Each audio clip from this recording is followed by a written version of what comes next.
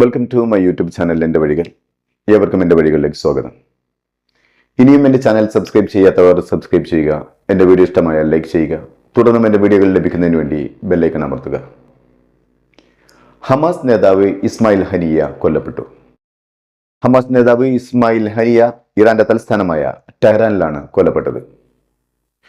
Iran state TV, Iran revolutionary guard, Hamas എന്നിവർ ഈ കൊലപാതകത്തെ സ്ഥിരീകരിച്ചിട്ടുണ്ട്. ഹമാസിന്റെ സീനിയർ നേതാവ് ഇസ്മായിൽ ഹനിയ കൊല്ലപ്പെട്ടുവെന്നും ഗുരുതരമായി പരിക്കേറ്റുവെന്നും പലതവണ ഇസ്രായേൽ പ്രചരിപ്പിച്ചിരുന്നുവെങ്കിലും ഇന്നലെ നടന്ന ആക്രമണത്തിൽ ടെഹ്റാനിലെ സ്വന്തം ബസയിലിരിക്കുമ്പോഴാണ് ഇസ്മായിൽ ഹനിയ കൊല്ലപ്പെട്ടത്. ഹമാസിന്റെ ഏറ്റവും സീനിയർ നേതാവാണ്. 1948 ഇസ്രായേലിന്റെ രൂപീകരണത്തിന് ശേഷം അസ്കലോണിൽ നിന്നും പുറത്താക്കപ്പെട്ട ഒരു ഫലസ്തീൻ കുടുംബത്തിലാണ് ഇസ്മായിൽ ഹനിയ ജനിച്ചത്. 1987 ഇസ്മായിൽ ഹനിയ ഫലസ്തീനിലെ ഒരു ഇസ്ലാമിക് യൂണിവേഴ്സിറ്റിയിൽ നിന്നും ബിരുദം നേടി. അതേ വർഷം തന്നെ ഇസ്രായേലിന്റെ അധിനിവേശത്തിനെതിരെയുള്ള ആദ്യത്തെ ഇന്തിഫാദ നടക്കുകയും ചെയ്തു. ഫലസ്തീന്റെ മോചനത്തിന് വേണ്ടി ആ കാലഘട്ടത്തിൽ രൂപം കൊണ്ട പാർട്ടിയായിരുന്നു ഹമാസ്.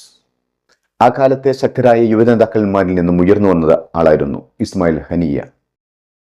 ഇസ്രായേലിന്റെ അധിനിവേശത്തിനെതിരെ പ്രക്ഷോഭം നടത്തിയതിന്റെ പേരിൽ ഇസ്മായിൽ ഹനിയയെ നിരവധി തവണ ഇസ്രായേൽ തുറുങ്കിലടച്ചിട്ടുണ്ട്.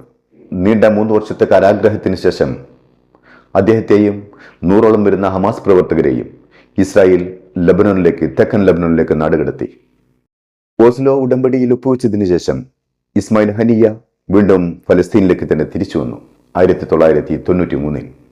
തുടർന്ന് ഹമാസിന്റെ സ്ഥാപക നേതാവായ ഷെയ്ഖ് മുഹമ്മദ് യാസിന്റെ ഏറ്റവും വിശ്വസ്തനായി മാറുകയും ചെയ്തു. അവർ നിരവധി ഇസ്രായേലിന്റെ വധശ്രമങ്ങളിൽ നിന്നും രക്ഷപ്പെട്ടു. 2006 ശേഷം ഷെയ്ഖ് മുഹമ്മദ് യാസിന്റെ മരണത്തിന് ശേഷം ഇസ്മായിൽ ഹനിയ ഹമാസിന്റെ അനിഷേധ നേതാവായി ഉയർന്നു വരികയായിരുന്നു. തുടർന്ന് ഫലസ്തീൻ ലെജിസ്ലേറ്റീവ് അസംബ്ലിയിലേക്ക് നടന്ന തെരഞ്ഞെടുപ്പിൽ ഹമാസ് ഗ്രൂപ്പ് പങ്കെടുക്കുകയും അവർ വർദ്ധിച്ച ഭൂരിപക്ഷത്തോടു കൂടി ജയിക്കുകയും ചെയ്തു. അങ്ങനെ അദ്ദേഹം ഫലസ്തീൻ അതോറിറ്റിയുടെ പ്രൈം മിനിസ്റ്ററായി തെരഞ്ഞെടുക്കപ്പെട്ടു. എന്നാൽ ഇത് അന്താരാഷ്ട്ര സമൂഹത്തിന് തീരെ ദഹിച്ചില്ല. അവർ ഹമാസിനെ പരാജയപ്പെടുത്തുന്നതിന് വേണ്ടി പലതരത്തിലുള്ള കുതന്ത്രങ്ങളും പ്രയോഗിച്ചു. സാമ്പത്തികമായി ഹമാസിനെ പരാജയപ്പെടുത്താനുള്ള പല പദ്ധതികളും ആവിഷ്കരിച്ചു. പല വെസ്റ്റേൺ കൺട്രികളും ഹമാസിനെ തീവ്രവാദ പട്ടികയിൽ ഉൾപ്പെടുത്തി തീവ്രവാദ ഗ്രൂപ്പായി പരിഗണിച്ചു. ഇത് ഫലസ്തീനിൽ ചേരിതിരിവുകൾ ഉണ്ടാക്കി. ഫലസ്തീനിൽ വ്യത്യസ്ത സംഘടനകളുണ്ടായി. ഈ ചേരിതിരിവുകളും സംഘടനകളും കാരണം പ്രസിഡന്റ് മുഹമ്മദ് അബ്ബാസ് ഇസ്മായിൽ ഹനിയെ തലസ്ഥാനത്ത് നീക്കം ചെയ്യുകയും അന്നത്തെ ഭരണകൂടത്തെ പിരിച്ചുവിടുകയും ചെയ്തു. ഇത് ഗസ മുനമ്പിന്റെ സ്വതന്ത്രമായ ഭരണ ചുമതല ഏറ്റെടുക്കുന്നതിനും ഭരണം കൈയാളുന്നതിനും ഇസ്മായിൽ ഹനിയെ പ്രേരിപ്പിച്ചു. അങ്ങനെ ഗസയുടെ നിയന്ത്രണം ഇസ്മായിൽ ഹനിയയുടെ ഹമാസിന്റെ ഗ്രൂപ്പുകളിലെത്തി. 2019 ഇസ്മായിൽ ഹനിയ സ്വയം സ്ഥാനത്യാഗം ചെയ്യുകയും വിദേശത്തേക്ക് മാറി താമസിക്കുകയും ചെയ്തു. പിന്നീട് വിദേശ രാജ്യങ്ങളിൽ നിന്നായിരുന്നു ഇസ്മായിൽ ഹനിയ ഹമാസിനെ നിയന്ത്രിച്ചുകൊണ്ടിരുന്നത്. അദ്ദേഹം ഗസയിൽ ഇല്ലാതിരിക്കുമ്പോൾ നടന്ന ഇസ്രായേൽ ആക്രമണത്തിനും തുടർന്നുണ്ടായ ഗസ യുദ്ധത്തിന്റെയും പേരിൽ ഇസ്മായിൽ ഹനിയ നിരന്തരം വിമർശനങ്ങൾക്ക് വിധേയമായിക്കൊണ്ടിരുന്നു.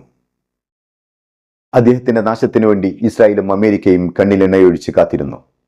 പല വധശ്രമങ്ങളിൽ നിന്നും അദ്ദേഹം അത്ഭുതകരമായി രക്ഷപ്പെട്ടു.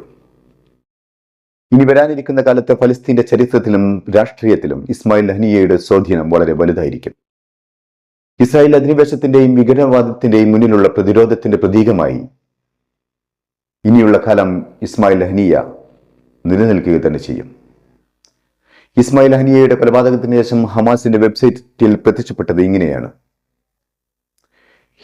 ഇസ്മായിൽ ഹനിയ ഞങ്ങളുടെ കൂടിപ്പിറപ്പാണ്, ഞങ്ങളുടെ നേതാവാണ്, ഞങ്ങൾക്ക് വേണ്ടിയുള്ള രക്തസാക്ഷിയാണ്, ഞങ്ങളുടെ പ്രസ്ഥാനത്തിന്റെ തലവനാണ്. അദ്ദേഹം ഇസ്രായേലിന്റെ വഞ്ചനാപരമായ ആക്രമണത്തിൽ കൊല്ലപ്പെട്ടു. സയനിസ്റ്റ് ലോബിയുടെ വഞ്ചനാപരമായ ആക്രമണത്തിൽ അദ്ദേഹം കൊല്ലപ്പെട്ടു. അദ്ദേഹം രക്തസാക്ഷിയായി. പുതിയ ഇറാൻ പ്രസിഡന്റിന്റെ സ്ഥാനാരോഹണ ചടങ്ങിൽ പങ്കെടുത്ത് അതിനുശേഷം തൻ്റെ റൂമിൽ വിശ്രമിക്കുമ്പോഴാണ് ഹമാസിന്റെ ഇസ്രായേലിന്റെ ആക്രമണം ഉണ്ടാകുന്നതും അദ്ദേഹം കൊല്ലപ്പെടുന്നതും. ഒരു പരമാധികാര രാജ്യമായ ഇറാന്റെ തലസ്ഥാനത്ത് വന്ന് മറ്റൊരു രാജ്യത്തിന്റെ നേതാവിനെ